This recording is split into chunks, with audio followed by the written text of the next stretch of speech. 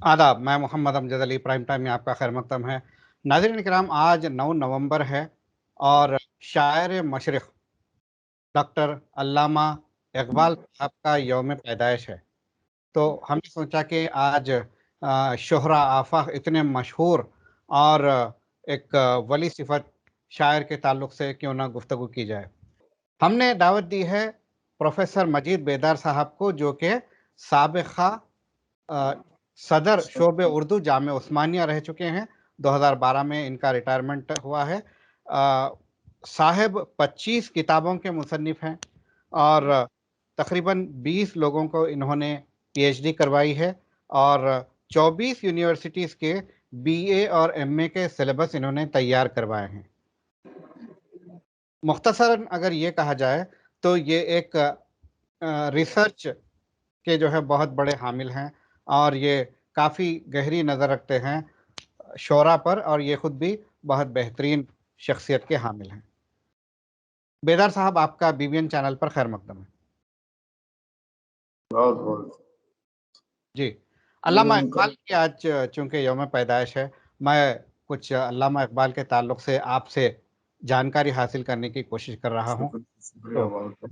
सबसे पहले मैं ये जानना चाहूँगा कि अल्लामा इकबाल किस घराने में पैदा हुए और उनका तालीमी सिलसिला कहाँ रहा? अल्लामा इकबाल ने खुद शेर के जरिए कहा है कि कुछ इसमें तमस्खर नहीं वल्लाह नहीं है, इकबाल भी इकबाल से आगाह नहीं है। अल्लामा इकबाल कश्मीरी ब्राह्मण घराने में पैदा हुए। इनके बाप दादा दाखिल इस्लाम हुए थे। इनकी पैदाइश कश्मीर में नहीं हुई बल्कि पंजाब में हुई। इनके वालिद कम पढ़े लिखे लेकिन दीनी मिजाज के इंसान थे। इकबाल ने इब्तदाई तालीम लाहौर में हासिल की। फिर उसके बाद आला तालीम के लिए इकबाल ने बाहर का सफ़र किया और वो गए थे पीएचडी करने के लिए, लेकिन उन्होंने तसव्वुफ का मुताला किया और फ़लसफ़े में पीएचडी की डिग्री हासिल करके हिंदुस्तान लौटे। 2005 तक वो हिंदुस्तान से बाहर रहे। इस दौरान उन्होंने न सिर्फ हिंदुस्तानी तहजीब, इस्लामी तहजीब, बल्कि यूरोप की वो तहजीब जो तरक्की याफ्ता तहजीब समझी जाती है, उस तहजीब का भी उन्होंने जायजा लिया। और फिर उन्होंने इब्तदाई तौर पर जो कलाम लिखा, तो सबसे पहली किताब उन्होंने उर्दू में भी लिखा है, फारसी में भी लिखा है। उनका कलाम उर्दू में भी है, फारसी में भी है, और उनके लेक्चर्स जो है वो पूरे अंग्रेजी में है, जो उन्होंने मद्रास में इस्लाम के बारे में दिए थे। जी। इकबाल की फिक्र एक जदीद असरअंदाज होने वाली फिक्र है। उन्होंने रिवायती फिक्र को इस्लामी पस मंज़र में नहीं पेश किया, बल्कि रिवायत से बाज़ाब्ता इस्तेफादा करके इस्लाम और इस्लामी तालीमात और इंसानियत को फ़रोग़ देने के लिए अपनी शायरी का इस्तेमाल किया। यही वजह है कि उन्होंने जब लेक्चर्स दिए तो उन लेक्चर से बाज़ लोगों ने ये तसव्वुर कर लिया कि इकबाल मॉडर्नाइज़ हो गए हैं। हालांकि अल्लामा इकबाल ने ये महसूस किया कि यूरोपी थिंकर्स जो हैं, यूरोपी दानिश्वर जो हैं, वो तेजी से आलम इस्लाम पर छाते जा रहे हैं। एक दौर था कि इब्तिदा से लेके 8वीं सदी ईस्वी तक पूरे मशरक़ी दुनिया के, या जिसे आज हम कहते हैं अरब दुनिया, या जिसे आज हम कहते हैं ईरान की दुनिया, वहाँ के दानिश्वर आलमी सतह पर छाए हुए थे। जी। लेकिन आहिस्ता-आहिस्ता जो तग़य्युर हुआ, जो तबद्दुल हुआ, तो ये मशरक़ी या बर-ए-आज़म एशिया में बसने वाले जो थिंकर्स थे, जो दानिश्वर थे, उनके ख़यालात को अज़कार-ए-रफ़्ता पुराने तसव्वुर किया गया और ये समझा जाने लगा कि ये पुरानी बातें कहते हैं। इकबाल ने इस्लामिक फ़लसफ़े का ही मुताला नहीं किया था, हिंदू फ़लसफ़े का, उसके अलावा यूरोपियन कौमें जिसमें ना सिर्फ यहूदी हैं, जिसमें ना सिर्फ ईसाई हैं, जिसमें ना सिर्फ पारसी हैं, बल्कि तमाम मज़ाहिब के मानने वालों के तसव्वुरात को महसूस किया, उनके ख़यालात को पढ़ा। पढ़ने के बाद उन्होंने अपनी शायरी को एक नई समत, एक नई रफ्तार दी, जिसकी वजह से उनकी शायरी में आम शायरों के मुकाबले में جو انداز پائے جاتے ہیں اس کو اقبال کا تصور خودی، اس کو اقبال کا تصور عشق، اس کو اقبال کا تصور فخر، اور اس کو اقبال کا تصور مرد کامل کہا جاتا ہے۔ اس کے علاوہ اقبال نے نہ صرف تصور عورت پیش کیا، تصور ابلیس پیش کیا، بلکہ اس کے ساتھ ساتھ تصور تعلیم بھی پیش کیا۔ علامہ جی اقبال کیونکہ لا کی ڈگری لے چکے تھے، وہ چاہتے تھے کہ لا کی یا قانون کی ڈگری کے ذریعے آگے بڑھیں۔ انہوں نے کچھ عرصے تک پریکٹس بھی کی، لیکن جب محسوس کیا کہ وہ پیشہ ان کے مزاج کے مطابق نہیں ہے تو انہوں نے اس پیشے کو ترک کر دیا اور سیاسی معاملات کی طرف وہ خصوصی توجہ دینے لگے۔ سیاسی معاملات کا مقصد قطعی یہ نہیں ہے کہ ہم جو ہے کسی بھی مرحلے کو سیاسی انداز سے سوچیں، بلکہ انہوں نے پہلی مرتبہ اسلامی 1400 سال کی تاریخ کو نئے انداز سے پیش کر کے یہ ثابت کیا کہ انسان خود کو پہچانے، خود کی ذات کو پہچانے، خدا کی ذات کو پہچانے، اور خدا نے جو صلاحیتیں ودیت کی ہیں انسان کے لیے، ان صلاحیتوں کو پہچان کر وہ کوئی کام کرے گا تو وہ کام کارآمد رہے گا۔ یہ پہلے تھنکر ہیں، گو کہ انہوں نے اپنے تصور عشق کے بارے میں خود کہا ہے کہ وہ ان کا تصور نہیں ہے، بلکہ فارسی کے مشہور شاعر اور جنہوں نے مولانا روم کے نام سے شہرت حاصل کی، مولانا روم نے اپنی شاعری میں عشق کا تصور پیش کیا تھا۔ عشق کے معنی وہ عام انداز کے نہیں ہیں، خود سے عشق، خدا کے رسولوں سے عشق، خدا کی کتابوں سے عشق، خدا کے بندوں سے عشق، خدا کے بتائے ہوئے طریقوں سے محبت، اور جو اللہ نے جن طریقوں کو اسے روکنے کے لیے کہا اس سے دوری اختیار کرنا، اور نیک اور اصلاحی طریقوں کو اختیار کرنا، اس طریقے کو علامہ اقبال نے تصور عشق کے نام سے مختصراً یاد۔ کیا اس کو عشق حقیقی کہہ سکتے ہیں؟ جی یہ عشق حقیقی ہی ہے۔ ہم دنیا میں انسانوں کو سمجھانے کے لیے عشق مجازی اور عشق حقیقی اس لیے تفریق کرتے ہیں کہ عشق حقیقی کا مطلب در حقیقت خدا اور خدا کے رموز سے، خدا کے جو راز ہیں اس سے واقفیت کے لیے خدا میں گم ہونے کی لیکن اقبال کا فلسفہ عشق ایسا ہے کہ جس میں عشق کرنے والا بھی اپنی شخصیت کو سلامت رکھتا ہے، یعنی عاشق اور معشوق دونوں سلامت رہتے ہیں، جبکہ دوسرے مذاہب میں عشق میں گم ہونے کے بعد انسان اپنی صلاحیت کھو دیتا ہے۔ یہ تصور علامہ اقبال کے عشق میں نہیں ہے۔ وہ کہتے ہیں خدا خدا ہے اور بندہ بندہ ہے، لیکن خدا کی جتنی صلاحیتیں ہیں جس کو ہم 99 اللہ کے ناموں کے طور پر یاد کرتے ہیں، وہ تمام اللہ تعالیٰ کی صفات ہیں۔ وہ تمام صفات اللہ نے بندے کو بھی دیے ہیں۔ اللہ بھی دیکھتا ہے، بندہ بھی دیکھتا ہے، اللہ بھی سنتا ہے، بندہ بھی سنتا ہے، یعنی اپنی تمام صفات کو اللہ تعالیٰ نے بندے میں ودیت کر دیا ہے۔ فرق صرف یہ ہے کہ بندہ اس لیے بندہ ہے کہ خدا کی صلاحیتیں، خدا کے اوصاف لامحدود ہیں، انسان کی صلاحیتیں محدود ہیں۔ دیوار کے پیچھے کیا آواز ہے نہیں سن سکتا، اور دوری پر کیا ہو رہا ہے نہیں دیکھ سکتا۔ خدا لامحدود ہے اور انسان محدود ہے۔ لامحدود کی خصوصیت یہ ہوتی ہے کہ وہ محدود کے حدود سے نکل کر وہ آگے تک بڑھے۔ تو آگے بڑھنا ہی جسے تصوف میں 4 مختلف نام دیے گئے ہیں، یعنی انسان کو، جیسے آج ہم کو انسان ہونے کے ناطے جسم کو صاف رکھنے کے لیے ہم مختلف قسم کی چیزیں استعمال کرتے ہیں، مختلف قسم کے پاؤڈر استعمال کرتے ہیں، تو لازمی ہمارے سر دھونے کے لیے ایک الگ قسم کا جو ہے رویہ ہے، اور ہمارے کپڑے دھونے کے لیے الگ صابن ہے، جسم دھونے کے لیے الگ صابن ہے۔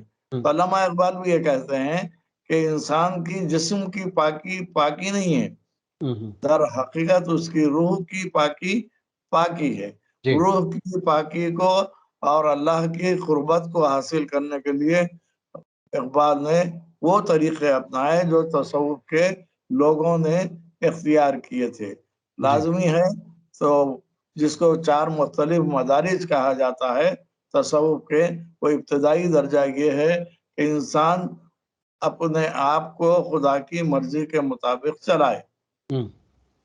تو اس کے توسط سے وہ جو ہے پہلے درجے میں داخل ہوتا ہے. جیسے ایک بچے کو تعلیم حاصل کرنا ہے تو وہ سیدھا پی ایچ ڈی میں جا کے ایڈمیشن نہیں لے گا، کے جی میں لے گا، اس کے بعد وہ آئے گا مڈل اسکول میں، پھر اس کے بعد ہائی اسکول میں، اس کے بعد junior college, senior college, step by step جیسے اس کی تعلیم ہوتی ہے. تو تربیت کے بھی انہوں نے طریقے بتائے ہیں. تو اس تربیت کے طریقے میں انہوں نے تصور خود ہی کہا، اپنے آپ کو خدا کے کاموں کے لیے رضامند رکھنا اور برے کاموں سے بچنا، یہ تصور خود ہی، خود کو پہچاننا. اقبال کے پاس سب سے اہم چیز یہ ہے. اور شریعت، طریقت، حقیقت اور معرفت، یہ 4 درجے انہوں نے تصوف سے لیے ہیں. اور ان کی پوری شاعری میں آپ اس کی شاعری کا مطالعہ کریں تو اس میں نہ صرف انسان کو بلند کرنے کے لیے کیا کرنا چاہیے وہ طریقے بتائے گئے ہیں، اور اپنی نہ صرف ان کی عشقیات غزلیں ہیں، نظمیں ہیں، اور نہ صرف وہ ہندوستان کے تمام بڑے بڑے قائدین جو تھے، رام چندر جی پر ان کی نظم ہے، گرو نانک جی پہ نظم ہے، اسی طرح کرشن جی پہ بھی نظم ہے. تو اس کا مطلب یہ ہے علامہ اقبال جس کو آج کہتے ہیں قومی یکجہتی کے علمبردار تھے. وہ مسلمان ضرور تھے لیکن ہر مذہب، ہر فرقے، ہر ذات اور ہر قوم، ہر علاقے کے جو قائدین تھے، جو بڑے بڑے لوگ تھے، ان کا نہ صرف انہوں نے اقرار کیا ہے بلکہ اپنی شاعری میں ان پر کلام بھی لکھا ہے. اقبال کی شاعری در حقیقت عملی شاعری ہے، انسان کو عمل کی ترغیب دیتی ہے. اور عمل کی ترغیب کا مطلب یہی ہے کہ انسان خود کو، اپنے آپ کو اتنا بلند کرے، اتنا، جیسے بہت مشہور شعر ہے، خود ہی کو کر بلند اتنا کہ ہر تقدیر سے پہلے خدا بندے سے خود پوچھے بتا تیری رضا کیا ہے. یعنی اللہ کی رضا میں اپنے آپ کو گم کرنا نہیں، بلکہ اللہ کو اتنا راضی کر لینا کہ وہ خود آپ سے پوچھے کہ اے بندے تیرا مقصد کیا ہے. تو اس اونچے درجے تک پہنچانے کے لیے اقبال نے اپنی شاعری کا سہارا لیا. شاعر اسلام، شاعر مشرق، اور اس کے علاوہ خاص طور پر اقبال کی شاعری میں نہ صرف عصر حاضر کی خصوصیات بلکہ اشعار کے ذریعے ایک ایسا عمل دکھائی دیتا ہے جو اس دور کے کسی شاعر میں نہیں. اس دور کی شاعری کے 3 مزاج تھے، یا تو رومانی شاعری کی جا رہی تھی، رومانی شاعری کی جا رہی تھی، حسن و عشق کی باتیں، یا پھر وطن پرستی کی شاعری کی جا رہی تھی جس میں وطن سے محبت کا ذکر ہو رہا تھا. علامہ اقبال کی نظمیں بھی وطن پرستی پر ہے. علامہ اقبال کا پورا تصور ہے تصور وطنیت، اور انہوں نے یہ تک کہہ دیا کہ در حقیقت ہمارے مذہب کا کفن ہے، ہم کو وطنیت میں غور کرنے کی ضرورت نہیں. اللہ نے دنیا پوری ایک بنائی ہے، دنیا کا ہر انسان چاہے وہ سکھ ہو، عیسائی ہو، پارسی ہو، کوئی بھی فرقے مذہب کا کیوں نہ ہو، وہ آدم کی اولاد ہے، اس لیے وہ ہمارا بھائی ہے، اس سے نفرت نہیں کرنا چاہیے. یہ فلسفہ اقبال کی شاعری کا امتیازی فلسفہ ہے. اور اقبال نے سچ کہہ دعائیں برہمن گر تو برا نہ مانے، تیرے صنم کا دیکھے بت ہو گئے پرانے. تو اقبال نے واضح طور پر بتایا کہ جو روایتوں میں پھنسے ہوئے ہیں، پورا مسلم معاشرہ روایات اور رسومات میں پھنسا ہوا ہے. روایات اور رسومات سے نکل کر عمل کی ڈگر کو اختیار کرنا، یہی زندگی کا بنیادی مقصد ہے. اور خدا یہی چاہتا ہے.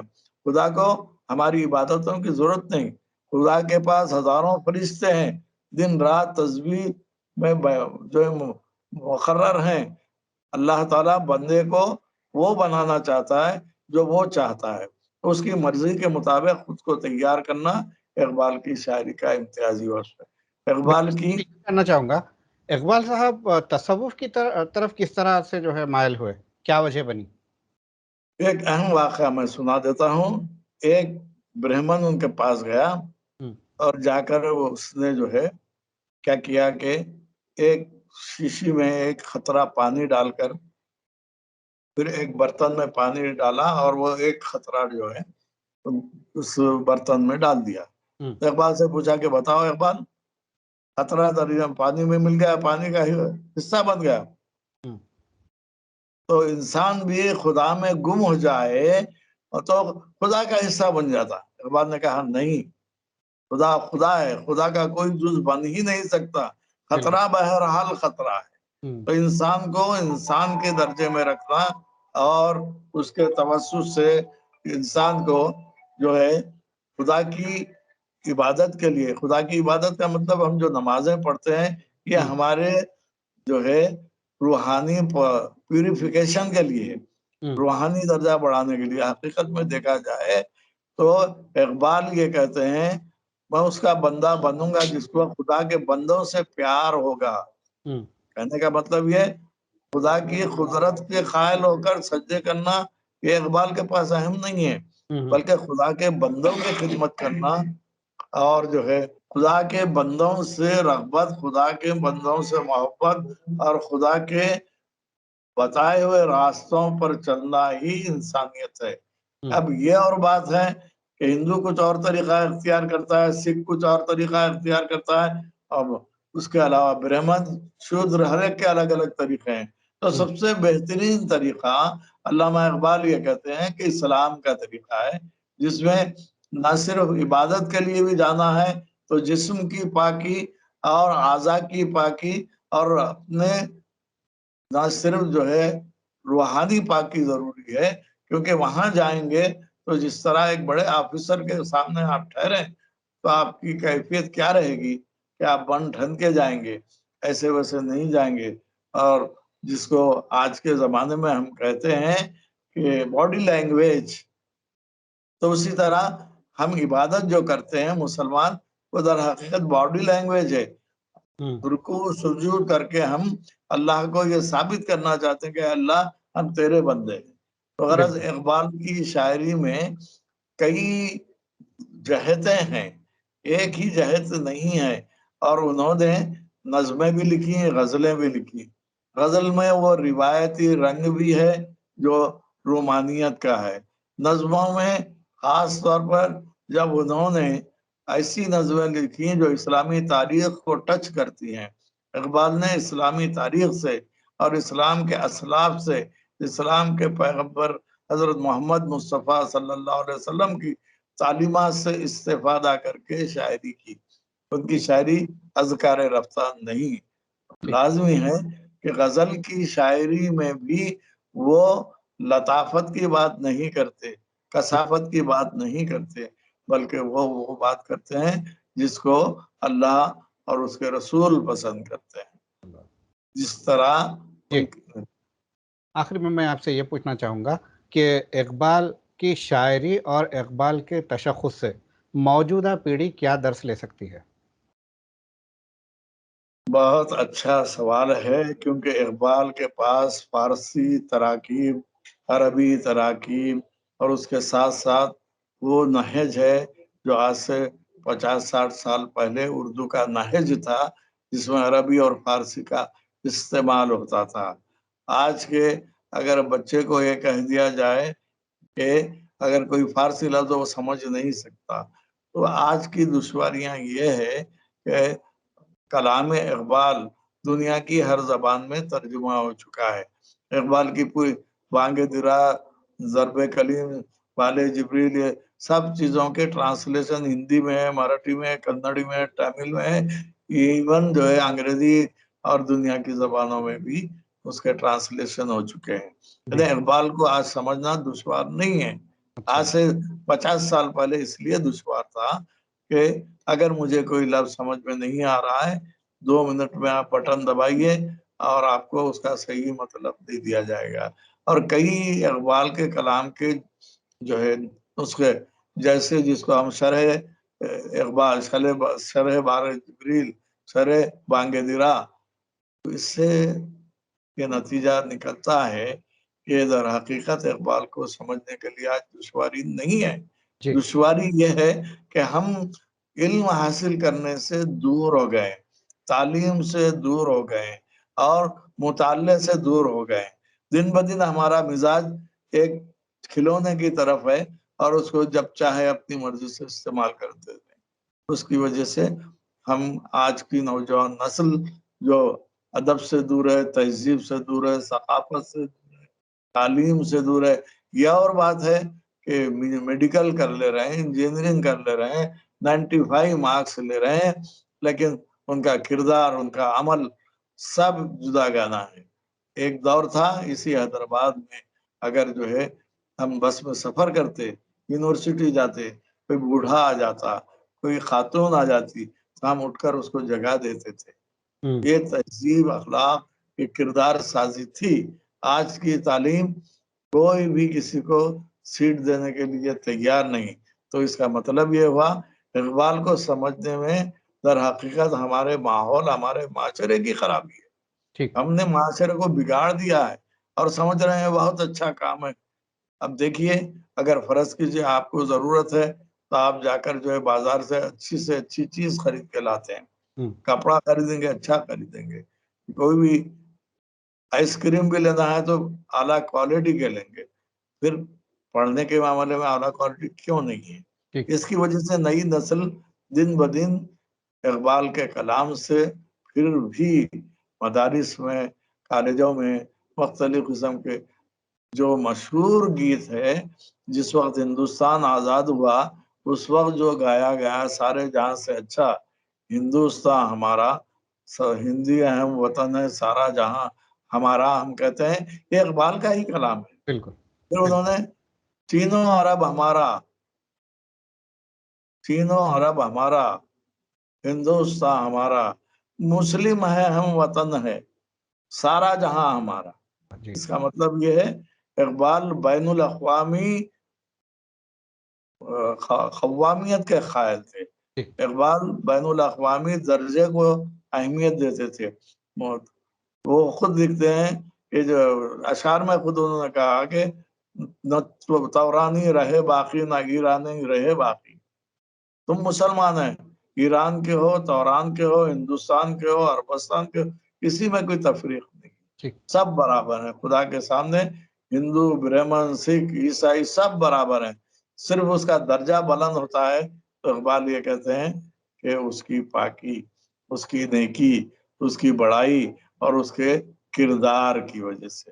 تو اقبال کی تمام تر شاعری آج کیونکہ لوگ پڑھنے سے دور ہیں، مطالعے سے دور ہیں، اس کی وجہ سے اقبال کی شاعری کو پڑھنے میں یا سمجھنے میں دشواری ہو رہی ہے. دوسری چیز یہ بھی ہے کہ دن بدن وقت گزرنے کی وجہ سے ٹیکنالوجی کی طرف ذہن بڑھ رہا ہے اور ہماری ثقافت، ادب سے ہم دور ہوتے جا رہے ہیں. اگر کوئی یہ کہے کہ بھائی میرے بچے کو انگریزی نہیں آتی، میتھمیٹکس نہیں آتی، 20,000 روپے دے کر اس کو میتھمیٹکس کا ٹیوشن رکھا جاتا ہے.